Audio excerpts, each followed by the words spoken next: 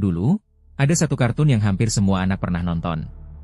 Ceritanya sederhana, tentang seorang anak kecil yang aktif, ceria, dan selalu membuat kekacauan di sekitarnya. Subscribe dulu biar Niskala makin semangat upload cerita seru lainnya. Jangan lupa like dan loncengnya aktifin. Tingkahnya lucu, kadang ngeselin, tapi justru itu yang bikin banyak orang suka. Setiap episode selalu berakhir ringan, seolah semua masalah bisa selesai dengan mudah. Buat banyak orang, kartun ini cuma hiburan biasa, teman sore yang gak pernah bikin mikir terlalu dalam. Tapi kalau diperhatiin lagi, ada sesuatu yang terasa aneh. Karakter anak kecil itu hampir selalu sendirian. Gak pernah ada orang tua, gak pernah ada keluarga, dan gak pernah ada yang benar-benar mengawasi dia. Dia bebas keluar masuk rumah, hutan, dan berbagai tempat tanpa batas. Satu-satunya yang selalu ada di sekitarnya hanyalah seekor hewan yang bertingkah seperti manusia, seolah melindungi, merapikan, dan bertanggung jawab atas semua kekacauan yang dia buat. Awalnya terlihat lucu, tapi kalau dipikir lebih jauh, kenapa harus seperti itu? Beberapa orang mulai berspekulasi bahwa cerita ini bukan sekadar kartun anak-anak. Ada yang percaya bahwa karakter anak kecil itu sebenarnya bukan anak biasa, melainkan simbol dari sesuatu yang lebih dalam. Ada teori yang bilang bahwa dia adalah representasi dari kesepian, seorang anak yang hidup tanpa siapa-siapa, lalu menciptakan dunia sendiri agar tidak merasa sendirian.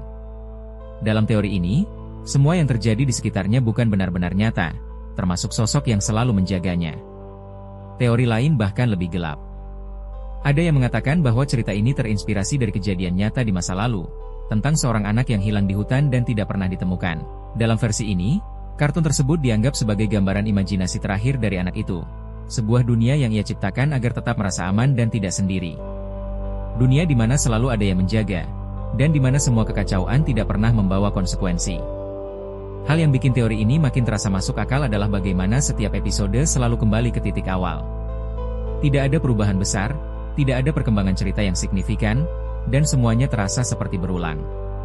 Karakternya tidak pernah tumbuh, tidak pernah berubah, dan selalu berada dalam pola yang sama. Seolah waktu tidak benar-benar berjalan, dan dunia itu hanya berputar di tempat yang sama. Sampai sekarang, tidak ada yang bisa memastikan apakah semua ini benar atau hanya interpretasi berlebihan dari penonton. Tapi satu hal yang pasti, setelah melihat dari sudut pandang ini, kartun tersebut tidak lagi terasa sama. Di balik tawa dan tingkah lucunya, ada kemungkinan cerita yang jauh lebih sunyi dari yang terlihat.